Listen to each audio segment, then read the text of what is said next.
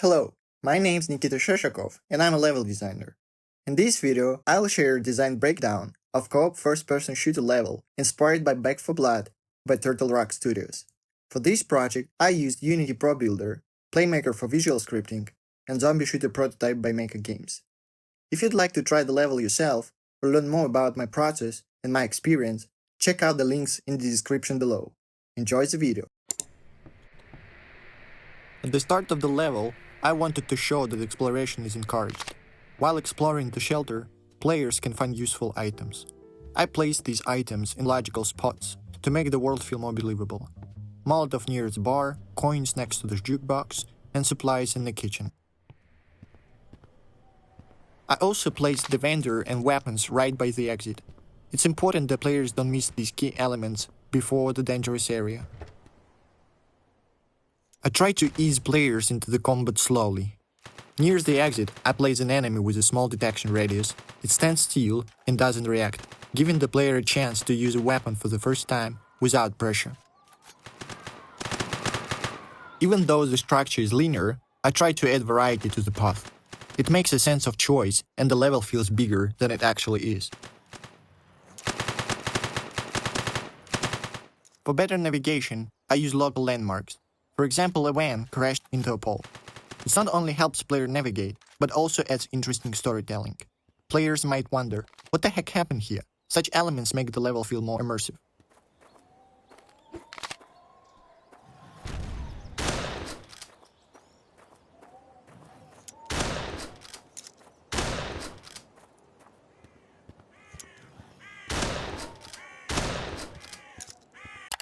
Here, I decided to add a puzzle.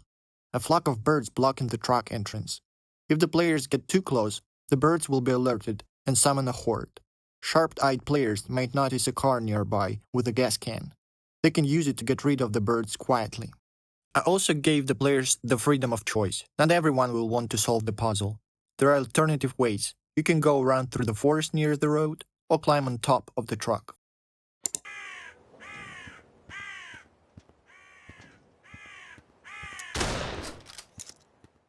The one who solved the puzzle will be rewarded.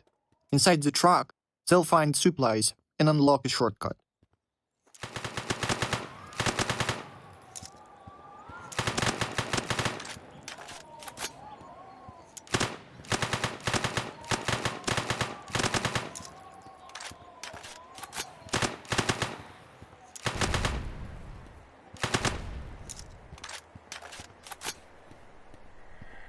At the tunnel, I placed a trap. Players might be drawn to a room with supplies, but next to it is a van with a sleeper, a special type of wall-mounted zombie that attack any player within a range. More observant players can hear it snoring and avoid the trap.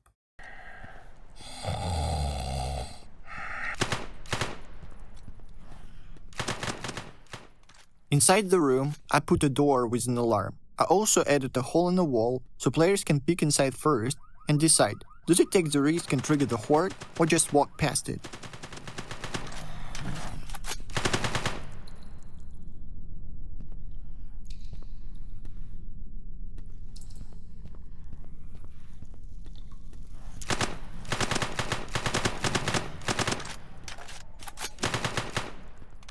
In my level design, I try to create contrast between safe and dangerous areas, calm and tense moments, open and tight spaces.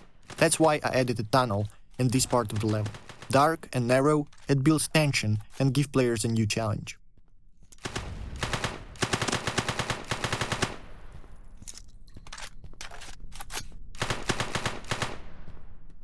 The rooms aren't just supply spots. They also allow enemies to be spawned out of the player's side.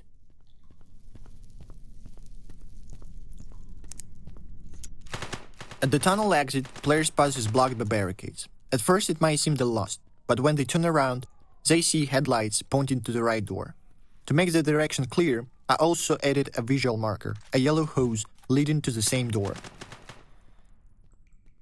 This section of the level is designed to increase tension. It's a tight corridor with explosive barrels, one wrong shot, and the players can damage themselves.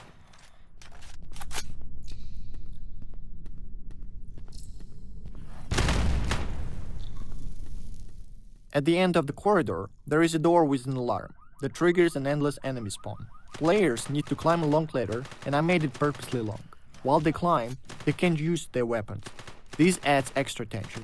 Those left below have to hold off the attack alone until the others reach the top.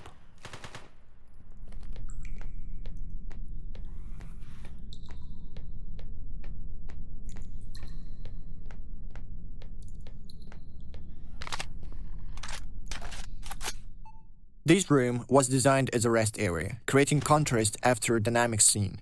Players can explore the space, find supplies, and heal. It was important to give players a break in this section after the tense moment.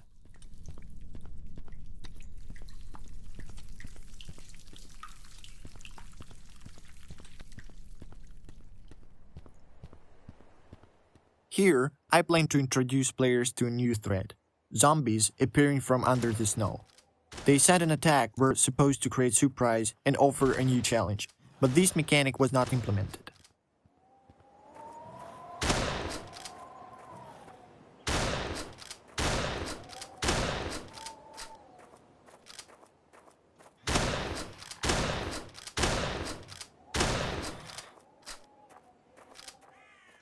Like before, I add alternative paths in the level.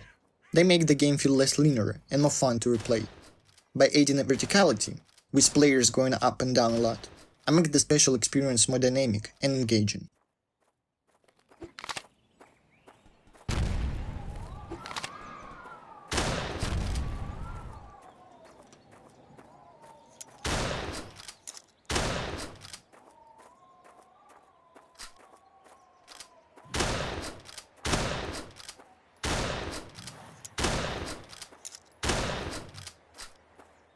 In this scene, I placed a giant block heart, the symbol of growing threat.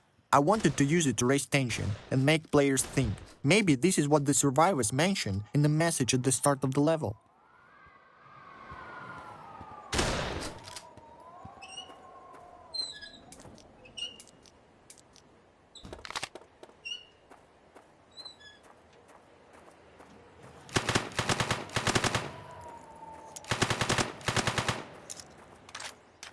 Barricades block the player's way to the lumber mill. I use it as a design element that solves several tasks at once. First, they add verticality. On top I place the sniper rifle spot for easier shooting on zombies.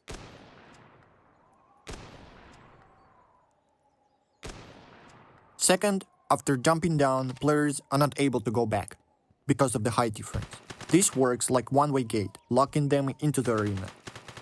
The key element of the arena is a massive block heart. I designed the layout so it stands out right away. Nodes spreads out from it, a visual hint that these elements are connected.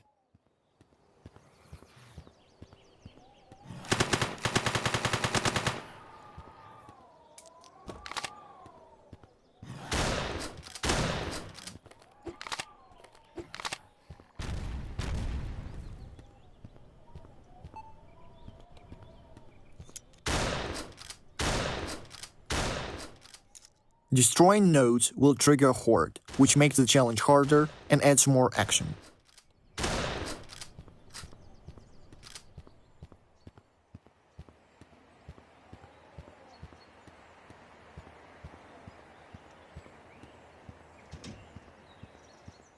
I decided to make destroying the second node harder by adding a special puzzle. When players reach the warehouse, they see the node on the second floor and a staircase leading to it. But when they get closer, they realize the stairs are broken. Exploring the warehouse, players find a forklift. They can use it to make an improvised way up to the second floor.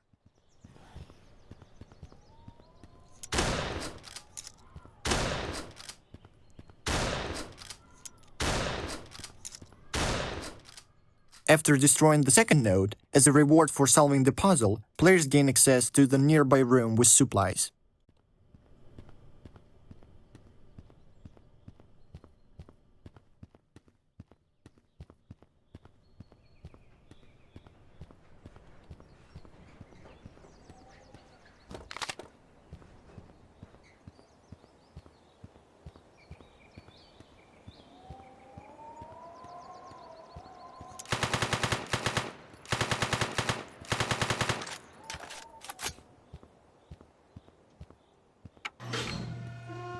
Activating the elevator starts a tense scene. The loud, slow-moving elevator triggers an endless enemy spawn. Players have to hold them off until the elevator reaches the bottom. It adds action and serves as a key moment of the level.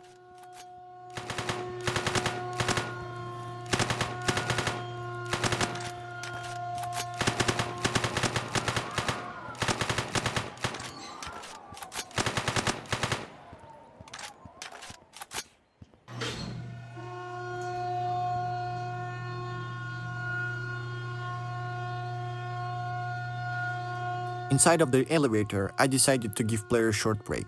While the elevator goes up, players get a view of the paths they passed, a good way to show their progress before the final phase of the level.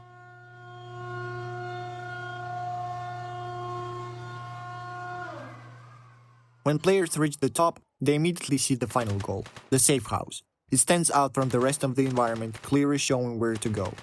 I also placed a survivor, shooting at the zombies to draw extra attention.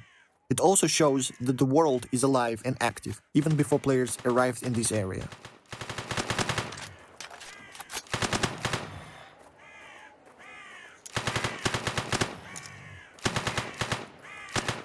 If you enjoyed this breakdown, feel free to leave me some feedback.